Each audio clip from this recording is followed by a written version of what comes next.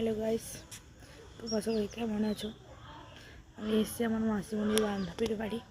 চলো তোমাদের একটু দেখাই ঘুরিয়ে। এই দেখো, এটা ঠাকুর মন্দির।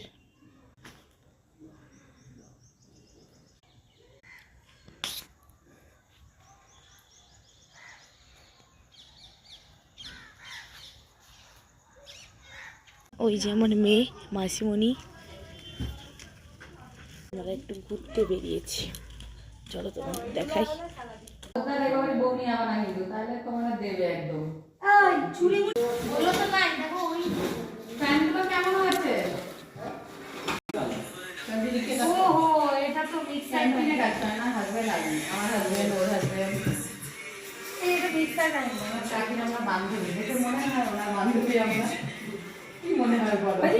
বেবো আরেকটা নম্বর কোন টাকার বান্ধবী বল যাও বেঁচে আছে তাও তো আসলে আর শরীর খারাপ হয়ে যাবে।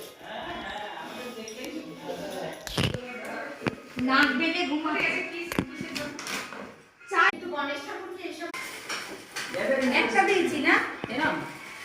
এটা মনে হয় নিচে পুরো উঠেছে তো ওই পুত্র দাদাদের বাড়ির ওখানে আমি আসি চিনিস তো বিয়ে বাইরে চলে গেছে দরজা খুললো কি গো রেখে আমি